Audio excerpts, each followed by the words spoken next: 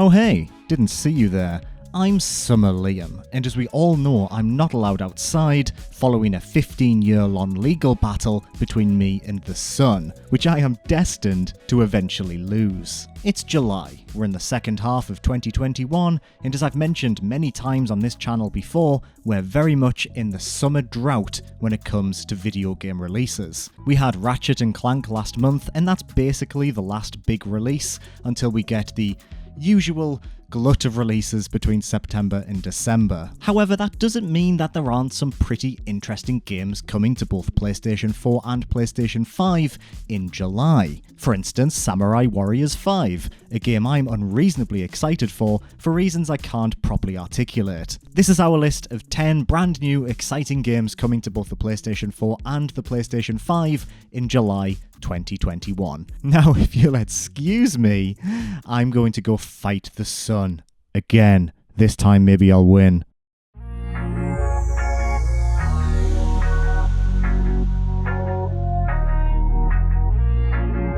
Lilies comes to both the PlayStation 5 and the PlayStation 4 on the 6th of July. This is a visually gorgeous 2D Metroidvania where you play as a young girl as she travels through a fallen kingdom. The twist here is that your character cannot attack, and instead employs the powers of fallen knights who help you after you defeat them in combat. It looks like it might be a bit Soulsy. It reviewed really well on Steam, and if you're a fan of Castlevania Symphony of the Night or the more recently released Bloodstained Ritual of the Night, then you should probably check this out. It looks pretty similar, and it looks pretty good.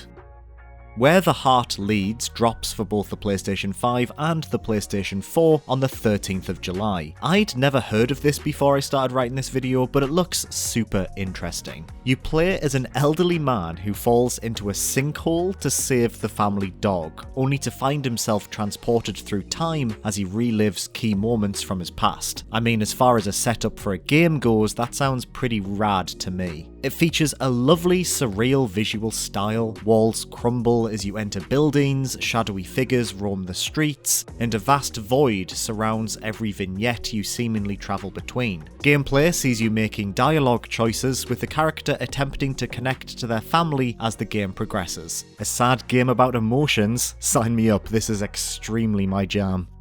F1, that stands for Formula 1, and that is the extent of my knowledge about Formula 1.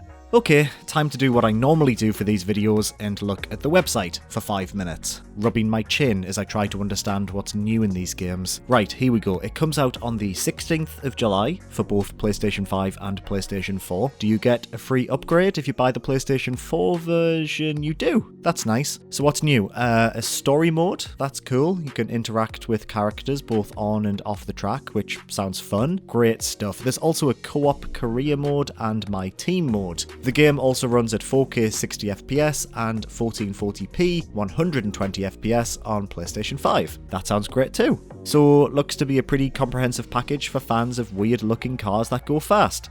Cool, alright, next game.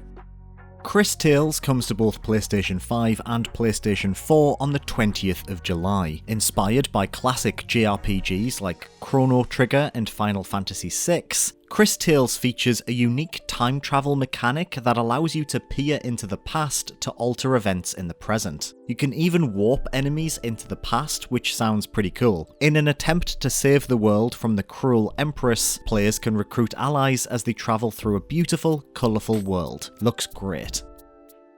Orcs Must Die. Let me tell you, I love Orcs Must Die. The third entry in this surprisingly long-running series launches for the PlayStation 4 on the 23rd of July. Originally released on Stadia, yes, seriously, Orcs Must Die 3 is a third-person tower defense game that tasks you with killing a bunch of horrible green orcs. You place traps before using a variety of weapons and abilities to prevent the orcs from reaching your base. I can't really understate how simple yet fun this series is, especially when played in co-op. Good stuff. IGN gave the Stadia version a 7 out of 10, and I think that sounds about right.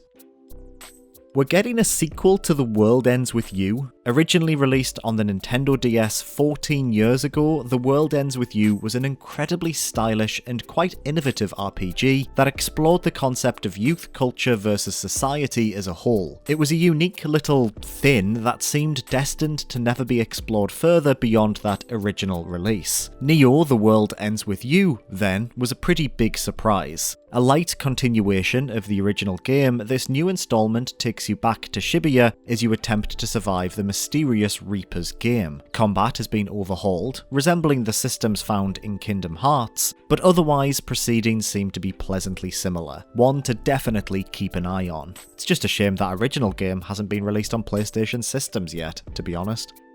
Hey kids, do you like Don't Starve? Do you like Valheim? Well, at the risk of sounding reductive to a piece of work that many talented people have spent countless hours creating during a global pandemic, Tribes of Midgard looks like a mixture of the two. Who are you? A Viking. Where are you? In a procedurally generated world filled with mythic monsters. What do? Team up with pals, or play by yourself, and craft and build and explore and all that good stuff. It looks really cool, actually. Tribes of Midgard is out for both the PlayStation 5 and the PlayStation 4 on the 27th of July. The latest installment in the long-running Samurai Warriors series, Samurai Warriors 5, comes to PlayStation 4 on the 27th of July. Listen, I love Musou games. I know that there's like a million of them, but they are some of the most cathartic, relaxing video games ever made. I know that sounds weird, but hear me out. You play as an overpowered character capable of cutting through thousands of enemies like they're made from soft butter. It's not difficult, it's common to get combos that reach the tens of thousands. It's so easy to achieve an almost sort of flow state while you play them. They're just the perfect turn your brain off and relax game. Samurai Warriors 5 promises more of the same, and that's no bad thing. Taking place in the Sengoku period of Japanese history, you play as up to 37 overpowered warriors as they take on thousands of enemies at a time. A new visual style, inspired by Japanese art from the era, looks gorgeous and helps to enhance the cartoonish nature of the series that has always lied at its core. I can't wait for this, I have high hopes. Objection!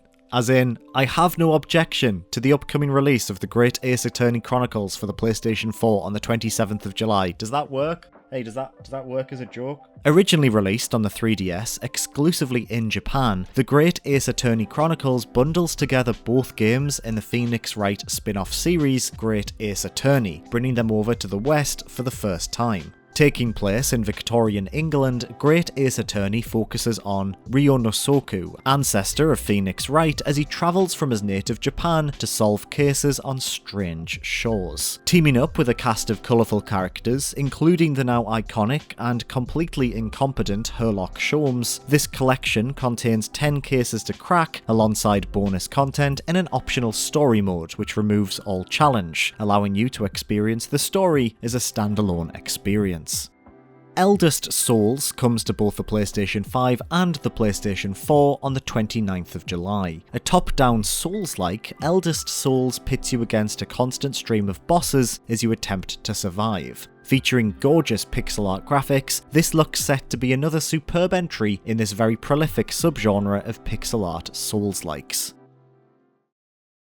Hello, welcome to the end of the video. What games are you excited to play in July 2021? Or indeed, what games are you playing in July? Are you working your way through your backlog?